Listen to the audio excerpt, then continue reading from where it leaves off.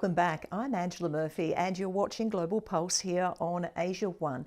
It's good to have your company. It's time to take a look now at what's been making news in South America. More than a week after powerful earthquakes struck Venezuela, the focus has shifted from the tremors themselves to the painful search for survivors. Families are still waiting for answers as rescue teams continue combing damaged areas and communities hold on to hope that more people may be found.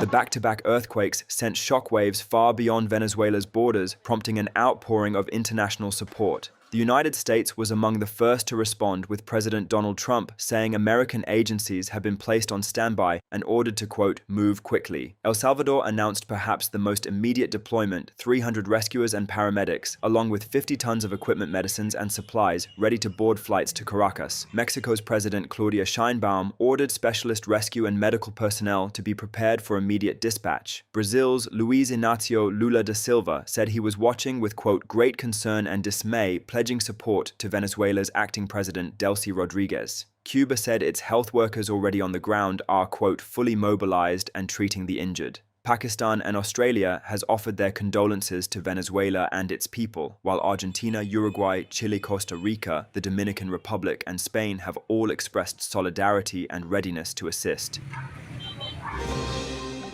Now let's head to North America.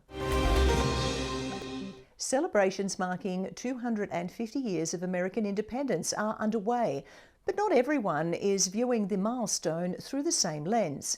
For some Native Americans, the anniversary is also a reminder that their history on this land stretches back thousands of years before the United States existed.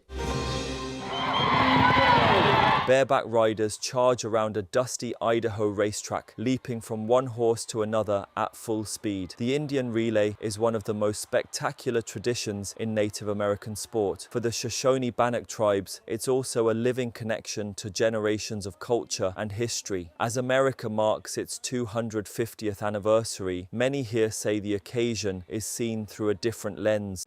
The celebration of the 250-year anniversary of the United States, you know, it's important to America, but in my personal feelings, I feel like we as Native Americans, we've been here a lot longer than 250 years. The anniversary commemorates 250 years since the Declaration of Independence in 1776. For Indigenous peoples, however, their connection to this land stretches back thousands of years before the United States was established. Kobe says traditions like relay racing reflect that deep history. You know, just like I can refer back to our relay family. My personal relay family has been in relays for over 100 years, but before that, our people did that before then. At a cultural gathering, tribal members perform traditional dances, sharing customs that have been handed down through generations. For Stefan Niffin, who works in language and cultural preservation, the anniversary brings mixed emotions. Well, it is an anniversary of, you know, America being established here, but you know, it does kind of hit a little odd for us as tribal members because we have never left. We've always been here. He says the milestone is also a reminder of the long and often difficult relationship between Native nations and the US government. But others see the anniversary as a chance to celebrate the freedom to keep their cultures alive. As a Native American, just in my own perspective, in my own words, I believe it's something that goes along with freedom that we have as a Native American to be able to express ourselves through song, through dance, through culture, through stories. As the drumbeat carries across the gathering grounds, the message from many here is simple. While the United States marks 250 years as a nation, the Shoshone-Bannock people say their story reaches much further back and continues to be carried forward through culture, tradition, and community. America's growing appetite for electricity is driving renewed interest in nuclear power. Supporters believe a new generation of smaller reactors could help meet future demand, while critics say major questions remain unanswered. In the Idaho desert, behind security checkpoints and warning signs, engineers are working on what they hope will be the next chapter of nuclear energy. Several companies at the Idaho National Laboratory are developing advanced small reactors backed by billions of dollars in public and private investment. Unlike conventional nuclear power stations, some of these designs are dramatically smaller. We're developing micro reactors, so these can fit on a truck bed. They're factory fabricated, transportable to the customer sites. The reactors are designed to be built in factories and shipped where they're needed, potentially powering remote communities, industrial sites, and data centers. Interest in nuclear energy has surged as countries search for reliable, low-carbon electricity and grapple with rapidly growing demand driven by technologies like artificial intelligence. Inside one facility, reactor components sit beneath giant cranes. Nearby, sensors continuously monitor for radioactive particles. Developers insist new designs incorporate safety lessons learned over decades of nuclear operations. We don't need to have, several feet thick of concrete and steel line containment.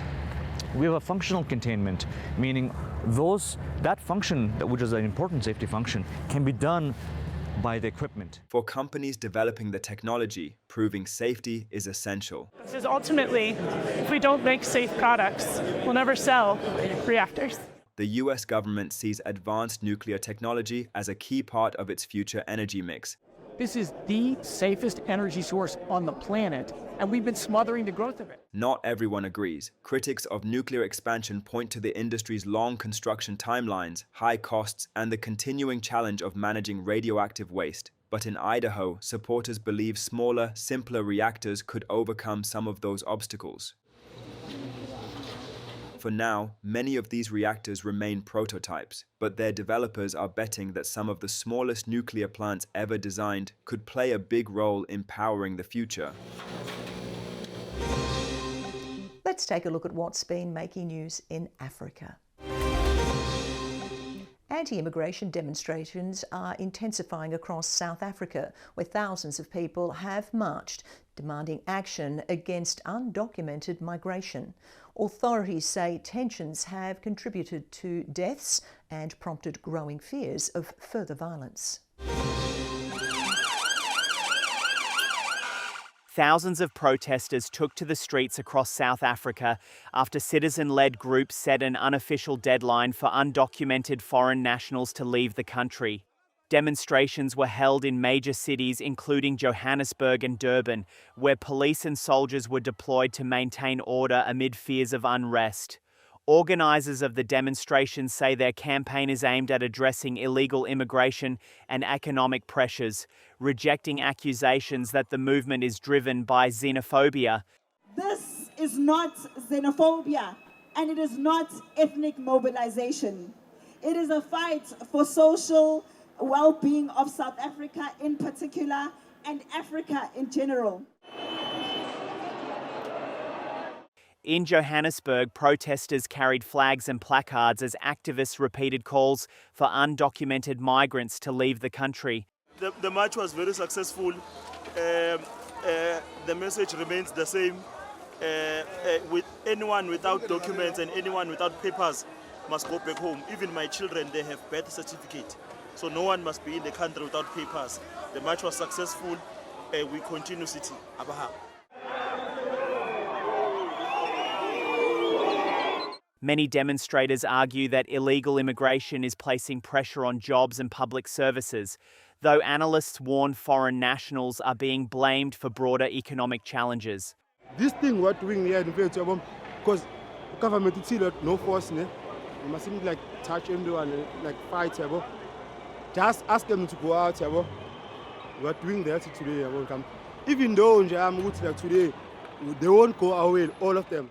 The protests come as several African governments arrange repatriation flights and buses for their citizens. South African authorities say more than 25,000 foreign nationals have been processed for departure in recent weeks, while President Cyril Ramaphosa has pledged stronger border controls and tougher enforcement against illegal immigration. Officials continue to urge calm as tensions remain high across the country.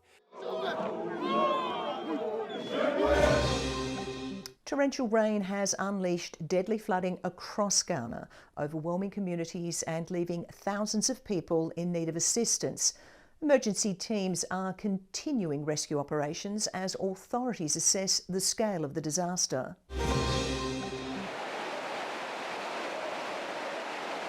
Heavy rainfall triggered severe flooding across Ghana, leaving streets submerged, homes damaged, and thousands displaced. Authorities say more than 38,000 people have been affected, while over 7,000 households have been forced from their homes. Accra recorded 169 millimeters of rain in a single day, making it one of the most intense rainfall events the country has experienced in decades. We have a total of 7,761 households that were displaced, with 38,802 individuals affected, with 7 persons still missing as of this morning, and the total death are 12 individuals that we lost. The government says emergency funding has been allocated to support relief efforts and also to reduce the impact of future flooding in vulnerable coastal areas. A total amount of 350 million is being targeted to be used to help in dealing with the challenges that we have. The Speaker, the President has instructed that 200 million will be targeting relief items to this close to over 10,000 households that have been affected across the whole coast. Search operations continue for those still missing as authorities assess the full extent of the destruction. With residents salvaging belongings from flooded homes, officials warn that poor drainage, unauthorized construction, and rapid urban growth continue to worsen the impact of seasonal rains across Accra and surrounding communities. Moving on now to Oceania. Well, Australia's most unlikely internet celebrity is back, weighing more than a tonne and famous for napping in inconvenient places. Neil the Seal has once again captured public attention and become one of the country's most beloved wildlife stars. He's back. Tasmania's favourite troublemaker, Neil the Seal, has hauled himself ashore again, and social media can't get enough.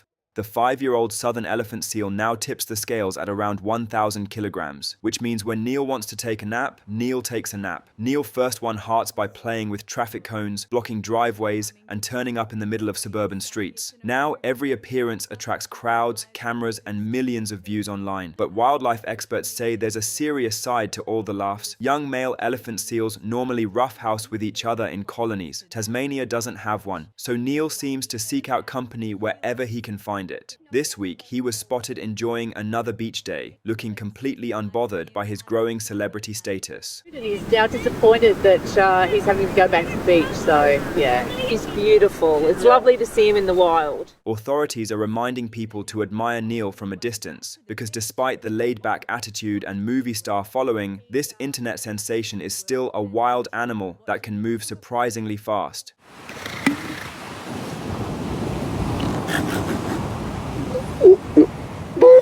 For now though, Neil remains the only celebrity who can shut down traffic, ignore everyone around him, and somehow become even more popular for it.